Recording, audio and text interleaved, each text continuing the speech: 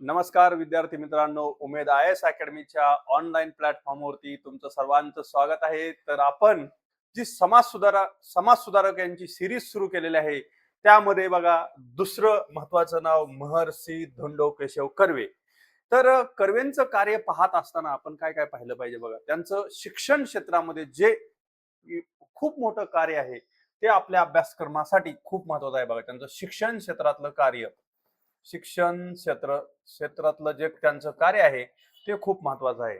त्यानंतर कर्वेंच्या बद्दलचं, त्यांनी ज्या विविध संस्था स्थापन केल्या, संस्था, त्या संस्थांचा सिक्वेन्स आपण लक्षात ठेवायचा आहे.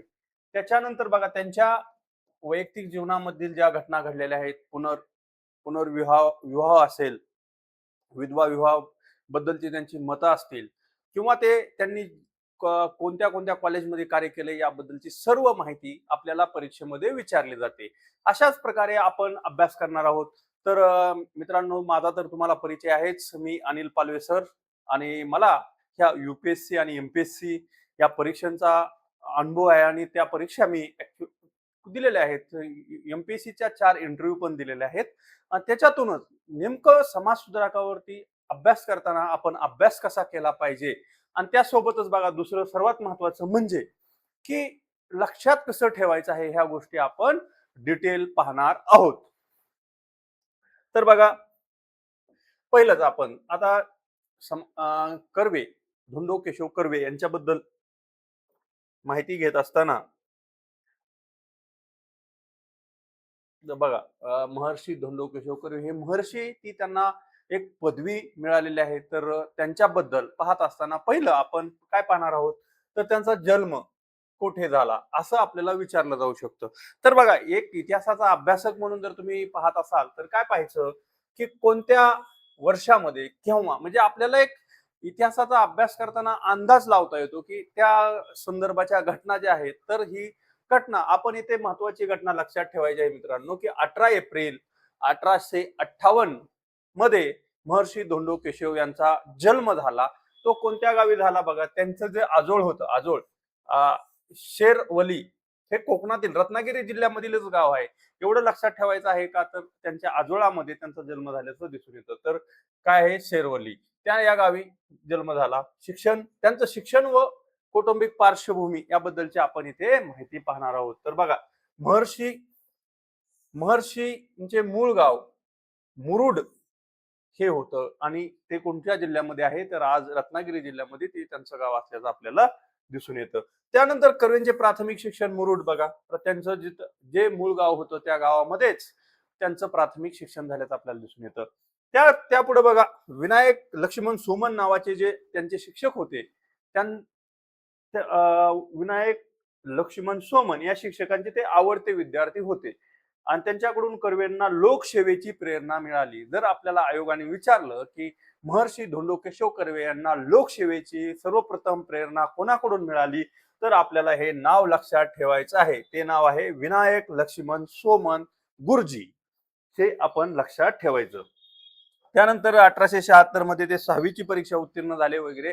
इतक्या डिटेल गोष्टी आपल्याला लक्षात ठेवायची गरज नाहीये. फक्त लोकसेवेची प्रेरणा कोणाकडून मिळाली, तर सोमन गुरुजींचं नाव लक्षात ठेवा. त्यानंतर त्यांचा जन्म कुठे झाला, कोकणामधील रत्नागिरी जिल्ह्यामधील त्यांचं गाव कोणतं आहे, तर ते मुरुड हे असल्याचं आपल्याला दिसून येतं. आजोळी झाला वगैरे, ह्या गोष्टी आपण लक्षात नाही ठेवल्या तरी चालेल.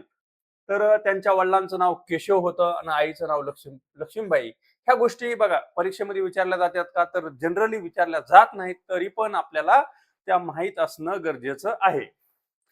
त्यानंतर पुढे बघा, 7वी पर्यंत शिक्षण, 7वीची, आता हे वाक्य त्यांच्या जीवनासाठी खूप IMP वाक्य आहे बघा, की असा आपल्याला प्रश्न विचारला जाऊ शकतो. काय विचारला जाऊ शकतो मित्रांनो, तर बघा, 7वीची परीक्षा देण्यासाठी कर्वे कुंभारली घाटातून 125 मैल अंतर 3 दिवसात पार करून साताऱ्याला गेले होते. बघा, त्यांनी 7वीला त्या जुन्या काळामध्ये कसं बोर्डाची परीक्षा असायची, ती परीक्षा देण्यासाठी कर्वेंनी ह्या कुंभारली घाटातून प्रवास करून 125 मैल अंतरावरती ते जाऊन साताऱ्यामध्ये त्यांनी ही 7वीची परीक्षा दिल्याचं आपल्याला दिसून येतं. असं वाक्य विचारलं तर आपल्याला ते कर्वेंबद्दल आहे हे लक्षात असणं अपेक्षित आहे. त्यानंतर पुढे बघा, रॉबर्ट मोनी. ही जे हायस्कूल आहे मुंबई मधलं, तिथे नरहर बाळकृष्ण यांच्याशी मैत्री झाली. असं विचारलं जाऊ शकतं की रॉबर्ट रॉबर्ट मौनी हायस्कूल मध्ये कर्वेंचे सहकारी कोण होते, तर ते नरहर बाळकृष्ण हे आपल्याला इथे लक्षात ठेवायचं आहे. त्यानंतर 1881 मध्ये ते मॅट्रिकची परीक्षा उत्तीर्ण झाले. काही शिक्षण रत्नागिरी ते त्यांचं आपल्याला माहिती आहे, त्यांचा जिल्हाच रत्नागिरी होता, त्यामुळे त्यांचं शिक्षण रत्नागिरी येथे झाले. महाविद्यालयात शिक्षणासाठी ते 1884 बघा, 1884 मध्ये महत्वाची घटना, 1885 इंडियन नॅशनल काँग्रेसची स्थापना येऊन लक्षात ठेवा तुम्ही. त्याच्या आधीच त्यांचा जन्म 1857च्या उठावावरून लक्षात ठेवू शकता. तर मुंबईतील विल्सन कॉलेज मध्ये त्यांनी प्रवेश घेतला बघा. विल्सन कॉलेज जे आहे ते आज सुद्धा आपल्याला कसं दिसतं बघा, कोकणातील ज्या व्यक्ती आहेत खूप साऱ्या, त्या जनरली मुंबईसाठी कामाला वगैरे मुंबईत असल्याचं दिसून येतं. त्याच आता जे आहे त्याचप्रमाणे आपले जे महर्षी धोंडो केशव कर्वे आहेत, ते सुद्धा त्यांच्या शिक्षणासाठी मुंबईमध्ये गेले उच्च शिक्षणासाठी, आणि त्यांनी जे विल्सन कॉलेज होतं, तर तुम्ही मला कमेंट बॉक्समध्ये सांगा मित्रांनो की विल्सन कॉलेजची स्थापना कधी झालेली आहे, असा सुद्धा प्रश्न विचारला जातो. पुढे महर्षी कर्वे कर्वे इल्फिस्टन कॉलेजमध्ये प्रवेश घेतला बघा. विल्सन कॉलेजमध्ये गेले, परत इल्फिस्टन कॉलेजमध्ये 1884 साली तिथून गणित विषयात घेऊन बीए ही पदवी बघा त्यांनी इल्फिस्टन कॉलेजमधून बीए ची पदवी कंप्लीट केलेली आहे. आणि विषय कोणता होता, तर तो गणित. गणित या विषयामध्ये त्यांनी पदवी घेतलेली आहे, कुठली, बीए ची. तर याबद्दल काय अजून सांगता येईल बघा, की कर्वेंचं हे तुम्हाला लक्षात ठेवा. साताऱ्याला गेले असं वाक्यात जर विचारलं की 4 वाक्य दिली आणि त्यावर समाज सुधारक ओळखत असेल, तर आपल्याला हे लक्षात ठेवायचं आहे. त्यांनी रॉबर्ट मौनी हायस्कूलमध्ये त्यांचे सहकारी कोण होते, त्यानंतर मॅट्रिकची परीक्षा कधी उत्तीर्ण झाले, आणि पुढील शिक्षणासाठी मुंबईमधील विल्सन कॉलेज असेल किंवा इल्फिस्टन कॉलेज असेल, हे तुम्हाला माहीत असणं अपेक्षित आहे. त्यानंतर पुढे बघा, कॉलेजमध्ये आता हे खूप महत्वाचं आहे बघा. कॉलेजमध्ये त्यांच्या जीवनामध्ये, कॉलेजच्या जीवनकाळामध्ये त्यांनी नाटकामध्ये काम केलं होतं. तर त्या नाटकाचं नाव काय आहे, वेणी सहार. सहार नावाचं जे नाटक होतं, त्याच्यामध्ये बघा आपल्याला माहिती आहे की महाभारत असेल, महाभारतामध्ये जी मुख्य पात्र आहे द्रौपदी, तिचं वेणी सहार त्याच्याबद्दलचं आहे बाबा, की द्रौपदीचे कपडे हरण केले होते, किंवा त्या ज्या गोष्टी आहेत ते तुम्हाला माहिती आहे पुराणामध्ये.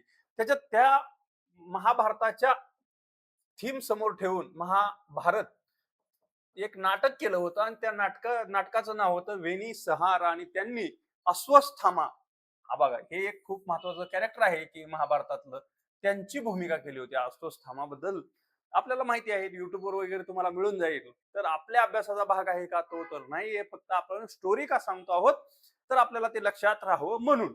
त्यानंतर बघा, शिक्षण घेत असताना उदर पोटापाण्याचं काहीतरी केलं पाहिजे, अशासाठीच कर्वेंनी बघा त्या काळामध्ये खाजगी शिकवणी घेत असत.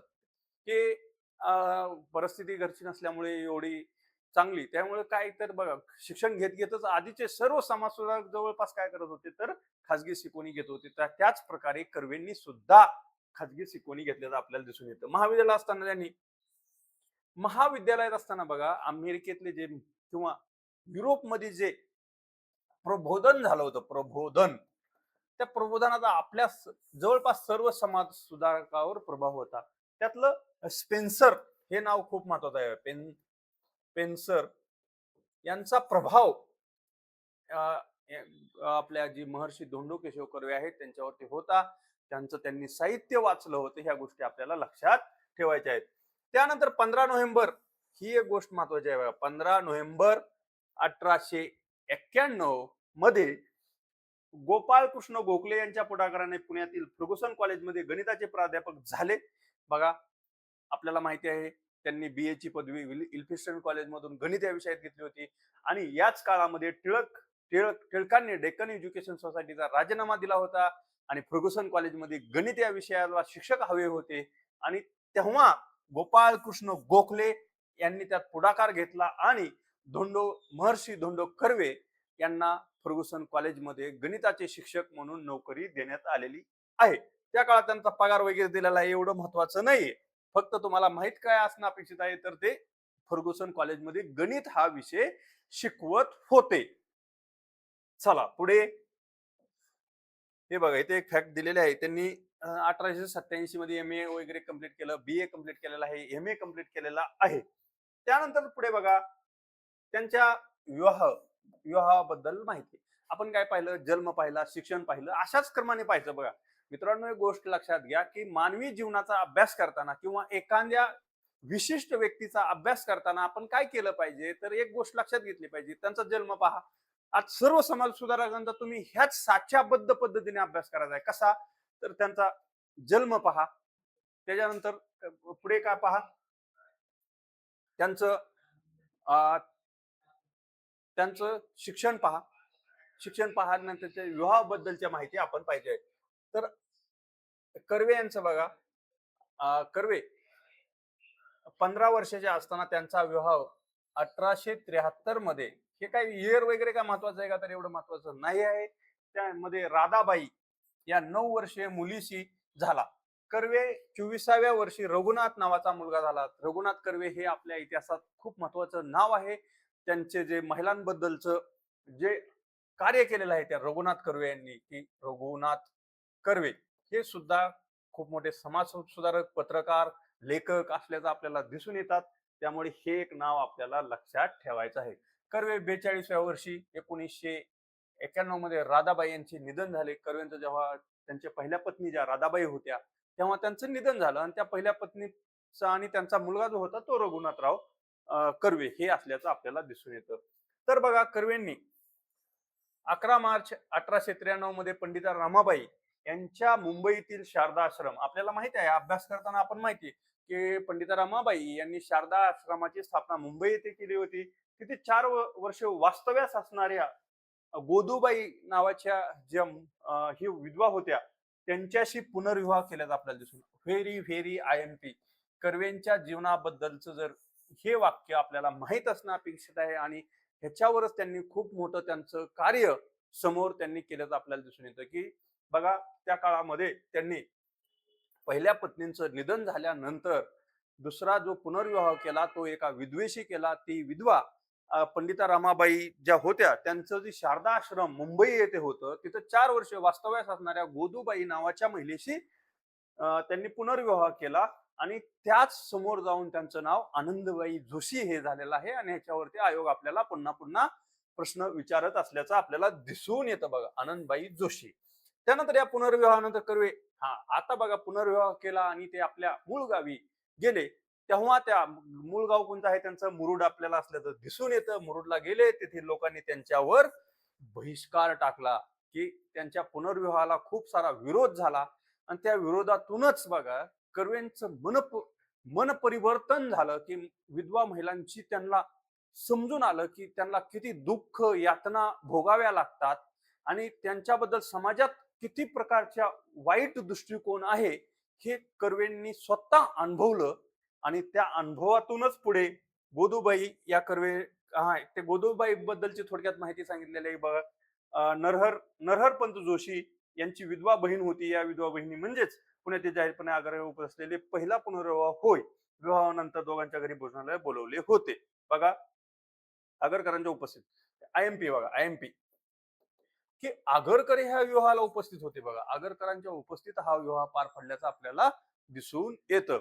त्यानंतर पुढे पाहत मित्रांनो, की सामाजिक सुधारणा. आता कर्वेंचं आपण काय केलं, की कर्वेंच्या जे बालपण होतं, शिक्षण होतं, त्याच्यानंतर विवाहाबद्दलची सर्व माहिती येथे पाहिलेली आहे. त्यानंतर त्यांच्यावर बहिष्कार टाकल्यानंतर विधवेशी पुनर्विवाह केला म्हणून त्यानंतर त्यांचा सामाजिक सुधारणांचा जो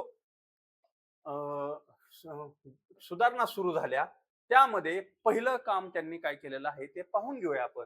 कर्वे आपण पाहिलं गोखलेंच्या मदतीने फर्ग्युसन कॉलेजचे प्राध्यापक झाले होते आणि ते कोणत्या विषयाचे प्राध्यापक होते, तर ते गणित या विषयाचे प्राध्यापक असल्याचं आपल्याला दिसून येतं. फर्ग्युसन कॉलेज कॉलेज पुण्याच्या डेक्कन एज्युकेशन सोसायटी तर्फे चालवले जात असे. त्या डेक्कन एज्युकेशन सोसायटीचे 1892 मध्ये कर्वे आजीव सदस्य झाले. बघा, डेक्कन एज्युकेशन सोसायटी जी स्थापन केली होती त्या संस्थेचे आजीव सदस्यत्व पण त्यांना देण्यात आलं होतं. तर तुम्ही मला कमेंट बॉक्समध्ये मित्रांनो सांगा की डेक्कन एज्युकेशन सोसायटीची स्थापना कोणत्या वर्षी झाली आणि डेक्कन एज्युकेशन सोसायटीची स्थापना करण्यामध्ये कोणी पुढाकार घेतला होता. प्रमुख नावे सांगा. येथे असलेले त्यांनी बघा, येथे असतानाच त्यांनी विद्यार्थ्यांसाठी विद्यार्थी निधी नावाचा एक निधी स्थापन केला होता. कारण त्या काळामध्ये शिक्षणासाठी जी गरज होती विद्यार्थ्यांची, की काही विद्यार्थ्यांना पैशांची वगैरे गरज असेल, त्या विद्यार्थ्यांच्या समस्या सोडवण्यासाठी कर्वे यांच्या पुढाकाराने फर्ग्युसन कॉलेजमध्ये विद्यार्थी निधीची स्थापना करण्यात आली होती. त्यानंतर हाच जमा झालेला पैसा डेक्कन एज्युकेशन सोसायटीस देणगी दिला जात असे. तो देणगी म्हणून बी दिला जात असे. 1891 ते बघा, इथं आपण काय म्हणलो की त्यांनी एक विद्यार्थी निधी स्थापन केला होता त्या विद्यार्थ्यांच्या हितासाठी. पण तो कुणाला दिला जात होता? डायरेक्ट विद्यार्थ्यांना देत होते का? तर नाहीये मित्रांनो. तर तो डेक्कन एज्युकेशन सोसायटीला देणगी म्हणून दिला जात होता. कर्वे 75 रुपये पगार असताना त्यातले 10 रुपये त्या निधीमध्ये टाकत होते. अशा बेसिक छोट्या छोट्या गोष्टी आपण लक्षात ठेवायच्या आहेत. 1892 ते 1814 दरम्यान कर्वे यांनी पुण्यातील फर्ग्युसन कॉलेज 1814 पर्यंत ते फर्ग्युसन कॉलेजचे प्राध्यापक होते. किती वर्ष? 23 वर्ष. अशा गोष्टी आपल्याला सरळ सेवेमध्ये वगैरे विचारल्या जाऊ शकतात. बघा, समाज सुधारक अभ्यास करणं मित्रांनो, एक लक्षात गोष्ट मी तुम्हाला सांगू शकतो की समाज सुधारकांचा अभ्यास करणं हे फक्त स्पर्धा परीक्षेपुरतं मर्यादित नसावं. मानवी जीवनात आपण माणूस म्हणून कसे जगत आहोत, त्याचा जर आपल्याला चांगलं माणूस म्हणून जगायचं असेल तर सर्वांनी समाज सुधारकांचा अभ्यास केला पाहिजे. जसं भारतीय संविधानाचा आपण अभ्यास, सर्व व्यक्तींना भारतीय संविधान माहित पाहिजे, त्याचप्रमाणे हे समाज सुधारक सुद्धा सर्व व्यक्तींना माहीत असणं अपेक्षित आहे. कारण ह्याच समाज सुधारकांच्या विचार, त्यांची आयडिओलॉजी याचा प्रभाव आपल्या जीवन जगताना आपल्या जीवनावर खूप मोठ्या चांगल्या प्रकारे सकारात्मक बदल घडवून आणण्याची क्षमता त्या विचारामध्ये किंवा समाज सुधारकांच्या कार्यामध्ये असते. त्यामुळे आपण अभ्यास केला पाहिजे. पुढे बघा, हाच झालेला पैसा, ते सांगितलं मी तुम्हाला, ते 23 वर्ष वगैरे प्राध्यापक फर्ग्युसन कॉलेजमध्ये होते.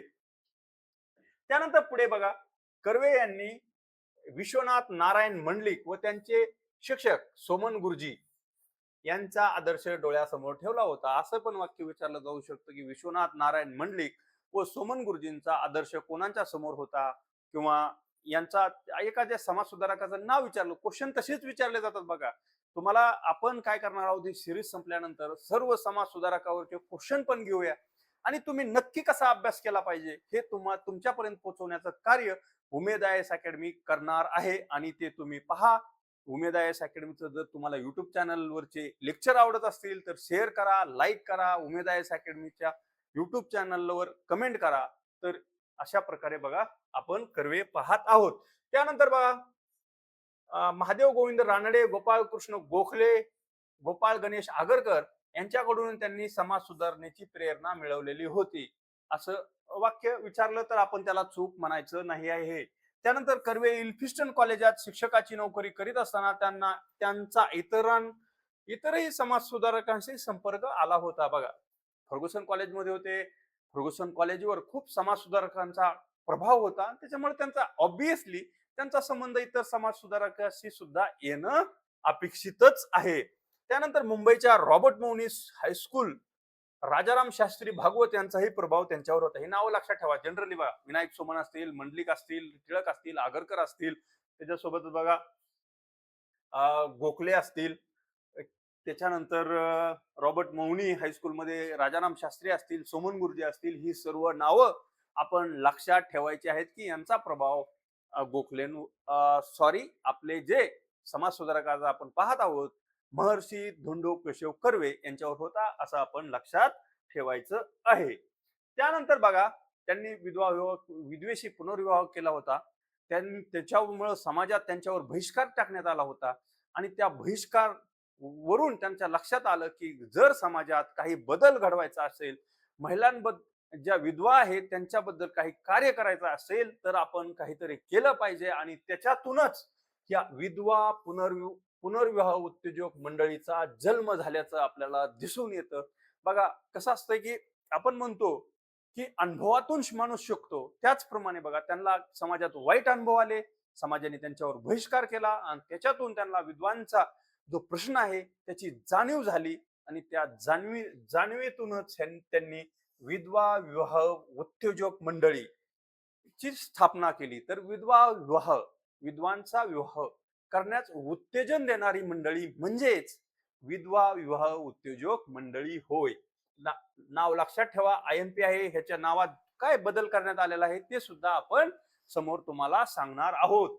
त्यानंतर विधवा पुनर्विवाहाच्या आलेल्या अनुभवातून बघा, आपण तेच सांगितलं की त्यांना वाईट अनुभव आले, त्याच्या जन्मत तयार करण्यात, जन्मत बदललं पाहिजे या विचाराने प्रभावित होऊन त्यांनी हा निर्णय घेतला. विधवा विवाहाला चालना देण्यासाठी त्यांनी, तारीख लक्षात ठेवा, 31 डिसेंबर काय आहे बघा, 1893 रोजी विधवा विवाह उद्योजक मंडळीची वर्धा येते. आता हे वर्धा तुम्हाला वाढ वाटेल, कारण वर्धेला कसं बाबा, ह्यांचं कार्य तर पुणे, कोकण, मुंबई ह्या भागात आहे, पण तरी पण आपण हे लक्षात ठेवायचं आहे की वर्धा येथे स्थापन केले. कोणाच्या घरी बघा, वासुदेव परांजपे यांच्या घरी. हे पण लक्षात ठेवा की ही उद्योजक मंडळी वासुदेव परांजपे त्यांचे जे मित्र होते त्यांच्या घरी स्थापन केल्याचं दिसून येतं. आणि 20 ऑगस्ट 1995 रोजी या विधवा विवाह बघा काय, विधवा विवाह उद्योजक मंडळीचं नामस्करण करण्यात आलं. हे कसं वाटत होतं की उत्तेजन दिलं जातंय विधवा विवाहासाठी, त्याच्यापेक्षा त्याचं नामस्करण काय करण्यात आलेलं आहे बघा, तर विधवा विवाह प्रतिबंधक निवारक मंडळी, IMP, विधवा विवाह बंध निवारक मंडळी, की जे प्रतिबंध समाजाने विधवांच्या विवाहावर टाकलेले आहेत त्याचं निवारण करण्यासाठी मंडळी. आधी काय म्हणले होते, ते उत्तेजन देऊया, पण ते जरा शब्द तिथं ऑड वाटला, म्हणून त्यांनी ते बदलून विधवा विवाह प्रतिबंधक निवारक मंडळीची स्थापना केल्याचं आपल्याला दिसून येतं. त्यानंतर महर्षी कर्वेंनी 1899 पर्यंत त्या संस्थेचे सचिव पद भूषवले. बघा, ते सेक्रेटरी होते, अध्यक्ष होते का, तर ते अध्यक्ष नव्हते, तर ते सचिव असल्याचं आपल्याला दिसून येतं. आपल्याला माहित आहे सचिव, अध्यक्ष, खनिजदार वगैरे. आपलं गावाकडचं बघा कसं असतं, एखादं मंडळ असतं, गणेश मंडळ, आणि त्याचा अध्यक्ष, खजिनदार, काय काय काय काय एवढी पद असतात, पण त्यात महत्वाचं पद असतं की सचिव.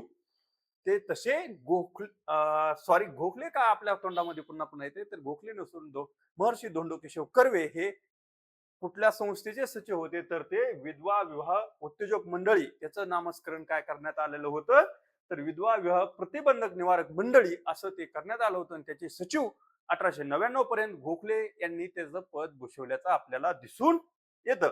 त्यानंतर बघा, आता ह्याचा उद्देश काय असणार आहे, ह्या संस्था काढली तर ह्या संस्थेचा उद्देश काय असू शकतो बघा, विधवा विवाह उद्योजक मंडळी किंवा विधवा विवाह प्रतिबंधक निवारक मंडळी, तर निवारण करणं, समाजात जनप्रबोधन करणं, हेच त्याचे उद्देश असणार आहेत. बघा काय, विधवांचा पुनर्विवाह करणे, बरोबर आहे की त्या काळामध्ये बघा विधवा लहान बालविवाह होत होते, आणि काय होत होतं, तर मुली ज्या विधवा होत होत्या त्या 22-23 वर्षाच्या असतील किंवा 13-14 वर्षाच्याच मुली विधवा होत होत्या, तर त्यांचं पुढचं आयुष्य चांगलं करण्यासाठी हे त्यांचं विधवांचा पुनर्विवाह करणे, पुनर्विवाहासाठी जनमत तयार करणे, मग जनमतच त्यांना तयार करायचं, दौरे करणे, लोकांमध्ये समाज प्रबोधन घडवून आणणे, त्यानं पुनर्विवाह मंडळ कुटुंबाचे मेळावे घेणे, पुनर्विवाहित काय बघा की समाजामध्ये ज्या चाली, रूढी, परंपरा असतात त्याच्या विरुद्ध जर आपल्याला काम करायचं असेल, तर ज्यांनी पुनर्विवाह केले आहेत त्यांचं मेळावं घेणं आणि समाजाला सांगणं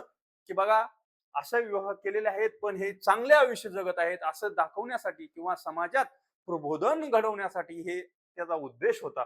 त्यानंतर बघा, पुनर्विवाह करू इच्छिणाऱ्याला मदत करणे सुद्धा खूप IMP पॉइंट आहे.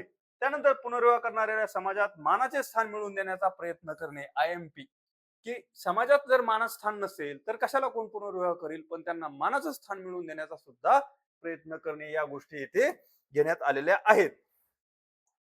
त्यानंतर बघा पुढे अजून काय त्याचा उद्देश सांगता येईल, तर बघा 1894 मध्ये या संस्थेमार्फत विधवा पुनर्विवाहासाठी कर्वेंच्या घरी मेळावा घेण्यात आला. ही गोष्ट सत्य आहे की ते कर्वेंच्या घरी पण मेळावा घेण्यात येतो असे. त्यानंतर विष्णू शास्त्री चिपळूणकर जे निबंधमाला याचे संपादक होते, त्यांच्या मृत्यूला 25 वर्ष झालेले एक मेमोरियल फंड जमा करण्याचे ठरवले व तो कर्वेंच्या विधवा नाव लक्षात ठेवा, विधवा विवाह प्रतिबंधक निवारक मंडळास देणे ठरवले. पण दुर्दैव असं की फक्त 700 रुपये या फंडामध्ये जमा झाल्याचं आपल्याला दिसून येतं. आपण लक्षात काय ठेवायचं की एक फंड जमा केला होता आणि तो कुणाच्या स्मरणार्थ, तर ते आपले महान समाजसुधारक विष्णू शास्त्री चिपळूणकर निबंधमाला जे त्यांचं वृत्तपत्र आहे त्यांच्या स्मरणार्थ करण्यात आला होता. त्यानंतर जर बघा एक संस्था पाहिली, त्यानंतर कर्वेंची दुसरी, एक मिनिट आपण थोडं पाणी पिऊ. चला धन्यवाद. कंटिन्यू.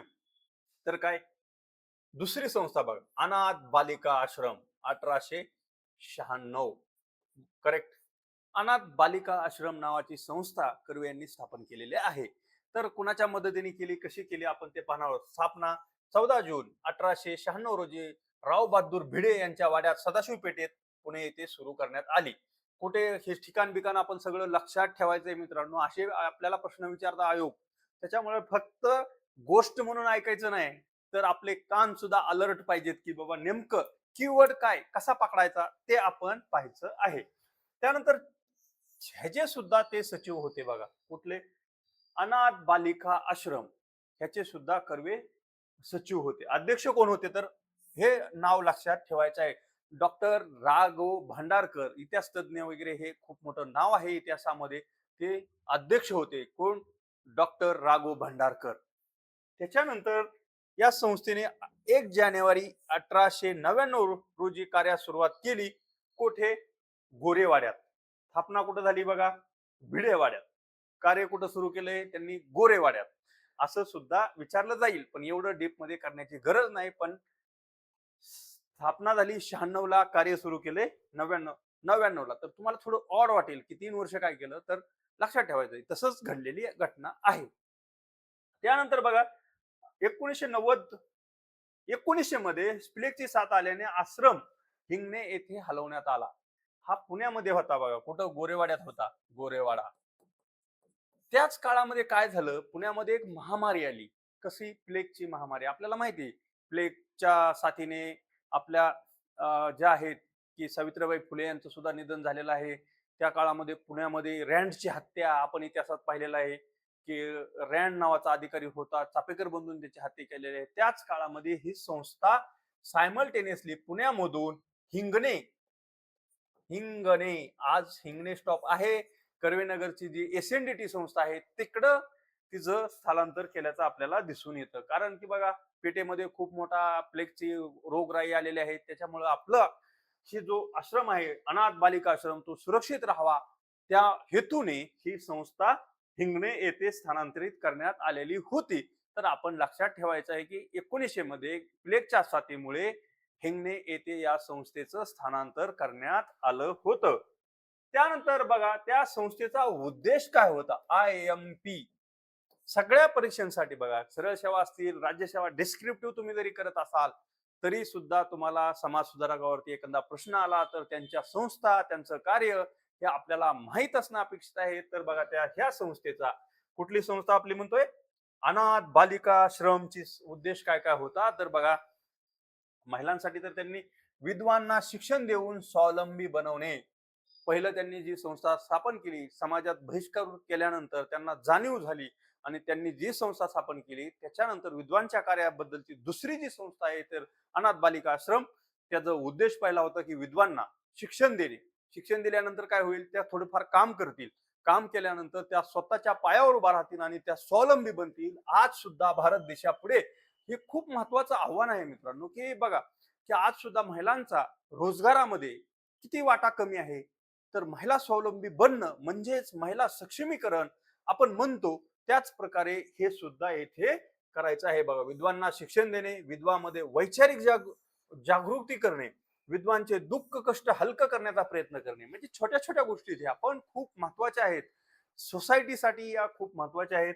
त्यानंतर विधवांना मदत करून त्यांना शिक्षणाची व्यवस्था करणे. आता त्यांना मदत करावी लागेल. विधवा किती त्या काळ बघा 150 वर्षापूर्वीचा काळ असेल, तेव्हाची परिस्थिती, सामाजिक परिस्थिती, त्यासाठी त्यांना मदत करायची, त्यांना शिक्षणाची व्यवस्था करायची, हा उद्देश ह्या संस्थेचा होता. कुठल्या? अनाथ बालिकाश्रमाचा. त्यानंतर बघा आपले जीवन स्वतंत्र व्यक्तिमत्व आहे असा विचार स्त्रियांच्या डोक्यात बसवणे हे सुद्धा खूप महत्वाचं आहे. छोटी छोटी वाक्य आहेत पण आपण लक्षात ठेवायचे आहेत. आपल्याला निबंध लिहिताना असेल किंवा डिस्क्रिप्टिव्हचा समाज सुधारकावरती किंवा भारतीय समाज याच्याबद्दलचा सुद्धा अभ्यास करताना किंवा पेपर लिहिताना लक्षात येईल. आणि समाजात माणूस म्हणून जगताना सुद्धा या गोष्टीची आपल्याला जाणीव असणं खूप गरजेचं आहे. म्हणून तर आपण समाजातील सर्व घटकांसाठी समाज सुधारक सिरीज पाहणं गरजेचं आहे. त्यानंतर बघा कर्वेंनी गावोगावी आता एक संस्था स्थापन केली. आता ही संस्था पैशाशिवाय काय होतं का? पैशाचं सोंग करता येत नाहीये. त्यासाठीच कर्वेंनी बघा गावोगावी जाऊन अशी संस्था चालवणं म्हणजे एक खर्चिक काम आहे ना. तर त्यासाठी कर्वेंनी काय केलंय बघा, गावोगावी जाऊन संस्थेसाठी निधी गोळा केला. 1898 ते 1898 पर्यंत 9,871 आकडा लक्षात ठेवायची गरज नाहीये. जवळपास 10,000 रुपये निधी, त्या काळातले 10,000 म्हणजे खूप मोठी अमाऊंट आहे. तर सुरुवातीला या आश्रमात कमलाबाई गुरुड ही एकमेव विधवा शिक्षणगत होती. हे सुद्धा माहीत असणं आपल्याला अपेक्षित आहे की बाबा या काळामध्येच जी सुरुवातीची विद्यार्थिनी होती ती कोण होती, तर कमलाबाई कमलाबाई गरुड या पहिल्या विधवा शिक्षण घेत होत्या. तर कधी कधी आयोग आपल्याला असं वाक्य सुद्धा विचारलं जातं की पहिल्या कोण होत्या, तर त्या कमलाबाई गरुड असल्याचं आपल्याला दिसून येतं. 1899च्या प्लेगच्या साथीनंतर आश्रम हिंगणे येथे हलवण्यात आला. मी तुम्हाला सुरुवातीला सांगितलं बघा की पुण्यामध्ये 1899-97च्या काळामध्ये बघा आपल्याला माहिती आहे की लोकमान्य टिळकांचा काळ आणि त्या काळामध्ये रँडची हत्या कशाहून झाली होती, त्या प्लेगच्या साथीमुळे. त्याच काळामध्ये आपला जो अनाथ बालिका आश्रम होता तो कुठं हलवला होता, तर तो हिंगणे येथे हलवण्यात आला होता.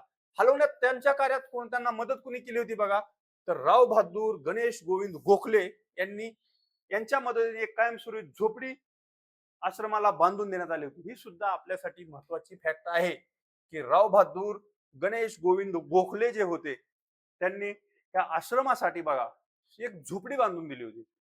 आणि त्या झोपडीचा वापर करून आज जे आपल्याला एसएनडीटीचा वटवृक्ष झालेला आहे की त्या झोपडीपासून आज एसएनडीटी जे विद्यापीठ पुण्यामध्ये आहे त्याचीच ती मुहूर्तमेढ असल्याचं दिसून येतं. त्यानं सुरुवातीला आश्रमाच्या वतीने 8 विद्यार्थ्यांना संस्थेच्या खर्चातून फिमेल, आता बघा हे संस्था कशासाठी होती की महिलांना शिकवणे, पण त्यांची स्वतःची शिक्षण संस्था होती का, तर शिक्षण संस्था नव्हती, वसतिगृह टाईप होतं की शिक्षणात मदत करण्यासाठी. मग त्या 8 विद्यार्थिनींच्या खर्चातून फिमेल हायस्कूल व फिमेल ट्रेनिंग कॉलेज या शाळेत त्या शिकत होत्या बघा. ह्या अनाथ बालिकाश्रमामधल्या विद्यार्थिनी कुठे शिक्षण घेत होत्या, तर फिमेल हायस्कूल असेल फिमेल ट्रेनिंग कॉलेज येथे ते शिक्षण घेत असल्याचं आपल्याला दिसून येतं. त्यानंतर बघा आता आपल्याला एकमेव विद्यार्थी माहित आहे त्या मुली किंवा विधवा कुठे शिक्षण घेत होत्या, ते हायस्कूलचं नाव माहिती आहे, कुणाच्या मदतीने झोपडी उभारण्यात आली होती ते सुद्धा आपल्याला माहित आहे. त्यानंतर बघा श्रीमती सीताबाई अण्णागिरी या कर्नाटकातील महिलेने हिंगणे येथील संस्थेत आणून मॅट्रिक पर्यंत शिक्षण दिले बघा. ही एक नाव तुम्ही लक्षात ठेवा की सीताबाई अण्णागिरी नावाची जी महिला होती कर्नाटकातली, त्या महिलेला हिंगणे येथील आश्रमात आणून तिला मॅट्रिक पर्यंत शिक्षण देण्यात आलेलं होतं. त्यानंतर बघा कर्वेंच्या आश्रमात विधवा फार कमी शिक्षण घेत असत. काय कारण काय बघा, कर्वेंच्या आश्रमात विधवा फार कमी संख्येने आल्या कारण विधवांची मने पुनर्विवाहासाठी वळवली जातील अशी लोकांमध्ये भीती होती. बघा कर्वेंची जी पहिली संस्था आहे विधवा पुनर्विवाह उत्तेजक मंडळी किंवा विधवा पुनर्विवाह प्रतिबंधक निवारक मंडळी, ह्या संस्थेचा विचार करून लोक काय विचार करत होती त्या काळामध्ये, तर लोक असा विचार करत होती की जर आपण बालिका महिला आश्रमात किंवा या संस्थेत मुलींना पाठवलं किंवा विद्वानला पाठवलं तर त्यांचं मन वळवलं जाईल आणि त्यांचा पुनर्विवाह लावून दिला जाईल. त्यामुळे लोक खूप भेट होती. त्याच्यामुळे विद्यार्थिनींची सुरुवातीच्या काळामध्ये संख्या कमी असल्याचं आपल्याला दिसून येतं. सुरुवातीच्या 5 वर्षामध्ये मुलींची संख्या दिलेली आहे की वाढत गेलेला आहे. कुठलीही संस्था उभारल्यानंतर जर कष्ट करण्याची प्रमाणित तयारी असेल आणि तुमचा शुद्ध हेतू असेल तर त्याचा वटवृक्ष होतोच. त्याचप्रमाणे कर्वेंच्या संस्थेचं पण आपल्याला अशाच स्वरूप झाल्याचं दिसून येतं. संख्या 40 वरून 80 वगैरे गेल्याचं आपल्याला दिसून येतं. कर्वे पुण्यातील फर्ग्युसन कॉलेजचे प्राध्यापक होते. आपण सुरुवातीला शिकलो आहोत. त्यानं कॉलेजमधून घरी आल्यावर विद्यार्थी जेवण साहित्य घेऊन हिंगण्यात पायी जात व तेथील विद्यार्थ्यांना शिकवित असत. कर्वे स्वतः बघा फर्ग्युसन कॉलेजमध्ये शिकवत, त्यानंतर हिंगणे येथे पायी चालत जात होते. आज आपल्याला फर्ग्युसन आणि एसएनडीटी खूप कमी अंतर दिसतं, कारण कनेक्टिव्हिटी खूप वाढलेली आहे. पण तेव्हा जंगल असेल तर कसं पायी ते चालत जाऊन मग तेथील विद्यार्थ्यांना ते स्वतः त्यांचा आपल्या क्लास घेत असत, त्यांना शिकवत असत. त्यानंतर बघा 1802 मध्ये हिंगणेतील आश्रमातील वास्तू तयार झाल्यानंतर कर्वे कुटुंबासह तिथे राहायला गेले. 1802 मध्ये हिंगणे येथे बिल्डिंग बांधण्यात आली, तेव्हा कर्वे स्वतः आपल्या कुटुंबासह तिथे राहण्यास गेल्याचं आपल्याला दिसून येतं. त्यानंतर कर्वेंचं बघा, कर्वेंचं हे वाक्य खूप फेमस आहे आणि ते प्रत्येकाला आवडेल असं वाक्य बघा, की काय म्हणतात कर्वे, कर्मभूमीविषयी कर्वे म्हणतात, माझ्या संस्था मला माझ्या आप्ताहून व प्राणाहून प्रिय आहेत, की माझे जे स्वकीय आहेत किंवा प्राण माझा आहेत त्याच्यापेक्षा ह्या ज्या मी संस्था माझ्या जीवनामध्ये उभारलेल्या आहेत त्या संस्था मला खूप प्रिय आहेत आणि प्राणाहून, स्वतःच्या प्राणाहून सुद्धा प्रिय आहेत. त्याच्यामुळेच ते इतके महान समाज सुधारक आपल्या आज आपल्याला झाल्याचं दिसून येतं. कारण असं ध्येय आपल्या डोळ्यासमोर असणं ही काळाची गरज असते मित्रांनो. त्यानंतर बघा 1802 साली पार्वतीबाई आठवले या 25 वर्षीय स्त्रीने, सॉरी एक सेकंद, आपण हे कंटिन्यू, हा ठीक आहे चला. 1802 साली पार्वतीबाई आठवले या 25 वर्षीय स्त्रीने येथे शिक्षण घेतले. तेथेच आश्रमाचे काम पाहू लागल्या आणि समोर जाऊन पार्वतीबाई ट्रेनिंग कॉलेजचे प्रमाणपत्रही मिळवल्याचं दिसून येतं. पार्वतीबाई आठवले कर्वेंचा अभ्यास करताना नाव लक्षात आपल्याला ठेवायचं आहे. त्यानंतर 1904 मध्ये वेणुताई नामजोशी व काशीबाई देवधर या कर्वेंच्या आश्रमात आल्या. काशीबाई देवधर या 1813 पर्यंत आश्रमात लेडी सुप्रिटेंडेंट म्हणून काम केलं.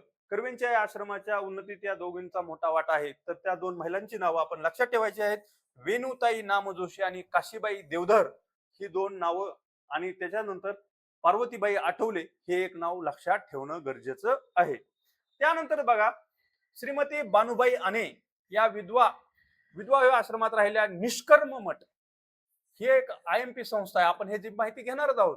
निष्काम कर्म मठ, बघा नावच कसं आहे, निष्काम कर्म मठ, ह्याची आपण समोर माहिती घेऊया. तोपर्यंत लक्षात ठेवा की विधवा आश्रमात राहिल्या आणि निष्काम कर्म मठ संस्थेत त्यांनी काम केलेलं आहे.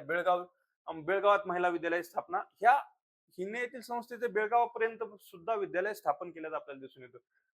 1946 साली सुवर्ण महोत्सव साजरा करण्यात आला हिंगणे संस्थेचा, म्हणजे आपली जी संस्था आहे कुठली, अनाथ बालिकाश्रम, त्याचा 50 वर्ष झाली, त्याचा सुवर्ण महोत्सव साजरा करण्यात आला. तेव्हा त्या संस्थेचं नाव बदलून हिंगणे श्री शिक्षण संस्था असं करण्यात आल्याचं आपल्याला दिसून येतं. लक्षात ठेवा त्याचा प्रवास कसा झालेला आहे आणि त्याच्यातून हिचा जन्म कसा झाला आहे ते आपण लक्षात ठेवायचं आहे. त्यानंतर बघा तिसरी संस्था कर्वेंनी स्थापन केलेली महत्वाची संस्था. आता बघा आपण माहिती आहे अनाथ बालिकाश्रमाच्या मुली सुरुवातीच्या काळामध्ये काय करत होत्या, तर ते इतर शाळेमध्ये त्यांना शिक्षण दिलं जात होतं. पण जास्त मुलींची संख्या वाढल्यानंतर कर्वेंनी महिला विद्यालयाची स्थापना 1907 मध्ये केल्याचं आपल्याला दिसून येते. 1907 मध्ये महिला विद्यालयाची स्थापना, स्त्रियांना त्यांच्या दैनिक जीवनातील उपयोगी पडेल असे शिक्षण देण्यासाठी कर्वे यांनी 4 मार्च 1907 रोजी हिंगणे येथे महिलांचे महाविद्यालय स्थापन केले. हे वाक्य खूप महत्वाचं आहे बघा, की महिलांना दैनिक जीवनात उपयोगी पडेल असं शिक्षण. आपल्याला आयोग पुन्हा पुन्हा याच्यावरती प्रश्न विचारलेला आहे. आत्ताच झालेल्या 14 जूनची जी परीक्षा होती त्यात सुद्धा प्रश्न विचारलेला आहे की कर्वेंच्या महिला महाविद्यालयात कोणतं शिक्षण दिलं जात होतं. तर ते शिक्षण बघा आपल्याला समोर, आपण ते घेऊया कुठल्या कुठल्या प्रकारचं शिक्षण आहे. पण एवढं लक्षात ठेवा की महिलांच्या दैनंदिन जीवनात उपयोगी पडेल असं म्हणजे कसं, स्वयंपाकापासून सर्व गोष्टी, गायन असेल, चित्रकला असेल, ह्या सर्व गोष्टींचं शिक्षण ह्या संस्थेमध्ये दिलं जात होतं. त्याच्यानंतर बघा 1807 साली या संस्थेची बांधकामास सुरुवात झाली वगैरे, ह्या गोष्टी दुय्यम आहेत की ह्या वाक्य आपण म्हणजे तुम्हाला डिटेल वाचता यावं म्हणून हे घेतलेलं आहे. पण शिकवायचा उद्देश एवढाच आहे की सुरुवात झाली. त्याच्यानंतर सुरुवातीला हे महाविद्यालय 1907 मध्ये पुण्यातील लकडी पुलाजवळ, आता जो आपला लकडी पूल आहे अलका टाकळी चौकाच्या तेथे होतं बघा. ते विठ्ठल मंदिर आहे ना, तिथं हे कुठलं महिला विद्यालय, आपलं जे विठ्ठल मंदिर आहे आता लकडी पूल आहे तिथं होतं. त्यानंतर 6 मुली होत्या फक्त त्याच्यामध्ये. पुढे त्यांचे 1911 मध्ये हिंगणे येथे महिला आश्रमाच्या शेजारी या विद्यालयाचं स्थलांतर करण्यात आल्याचं आपल्याला दिसून येतं. त्यानंतर या विद्यालयात स्त्रियांचे चांगले पती व चांगली माता होण्याची पात्रता निर्माण करणारे शिक्षण. मी सुरुवातीला सांगितलं कसं शिक्षण दिलं जायचं, तर चांगली पत्नी होणे, चांगली माता होणे, ह्या प्रकारचं शिक्षण दिलं जात होतं. त्यानंतरच बघा, गंगाबाई गोखले यांनी दरमहा 5 रुपये शिष्यवृत्ती विद्यालयाला देऊ केली आणि ते निष्काम कर्म मठामध्ये काम करत होत्या. चला, चौथी संस्था कर्वेंची जी आहे ती बघा, निष्काम कर्म मठ. नाव कसं आहे बघा, कर्म मठ. ह्याच्यावरूनच आपण डिकोडिंग करायचं हे नावच. निष्काम कर्म मठ, निस्वार्थीपणे जे काम करणारे तरुण उत्सुक आहेत की समाजसेवेसाठी काय करण्यासाठी, असे तरुण तयार करणे, ह्या उद्देशाने या मठाची स्थापना करण्यात आली होती. स्थापना कधी? 1910 मध्ये. कोणाच्या मदतीने बघा, नाम आठवले व मथुराबाई गावकर या दोन व्यक्तींच्या मदतीने हे स्थापन करण्यात आहे, निष्काम कर्म मठ. आता त्याचा उद्देश काय असणार आहे, तर मी तुम्हाला सुरुवातीला सांगितलं की बघा, उद्देश स्त्रियांच्या उपयोगी पडणाऱ्या संस्था चालवणे, त्याच्यानंतर कार्यकर्त्यांची फळी तयार करणे, त्यासोबतच ब्रीदवाक्य सर्वात महत्वाचं आहे की आपल्याला या संस्थेचं पाहत असताना बघा, लोकसेवेसाठी निष्काम बुद्धीने तन मन धन अर्पण करणाऱ्यांचा संघ निर्माण करून त्याचा विस्तार करणे, खूप आयएमपी आहे बघा हे. एक लक्षात घ्या, काय गोष्ट आहे की ब्रीदवाक्य खूप महत्व आहे. लोकसेवेसाठी निस्वार्थीपणे तन मन धन अर्पण करणारा संघ तयार करणे हे त्यांचं करणं हे त्यांचं काम आहे. शपथ काय घ्यायची बघा तिथं. आता तिथं शपथ पण घ्यावी लागत होती, कारण असे निस्वार्थी पुरुष महिला तयार करणं खूप महत्वाचं आहे. त्यासाठी माझे स्वतःचे जे काही आहे त्याकरता सर्व हक्क मी सोडून देत आहे आणि मी या मठाचा सेवक झालो असून मठाचे माझ्या कुटुंबासाठी व माझ्यासाठी केलेल्या तरतुदी मला मान्य आहे. तर नियम, त्याचे नियम पण होते, त्याबद्दलचे काही नियम आहेत ते आपण पाहून घ्या. वर्तन शुद्ध ठेवणे, कोणाचा दोष न करणे वगैरे वगैरे हे नियम असल्याचं आपल्याला दिसून येतं. आणि कर्वेंचं त्यानंतरची सर्वात महत्वाची जी संस्था आहे ती आपल्याला पाहणार आहोत, तर ती आहे महिला विद्यापीठ. महिला विद्यापीठाची त्यांनी स्थापना केलेली आहे. ती कधी केली ते आपण इथे पाहणार आहोत. तोपर्यंत आपण थांबतो आहोत.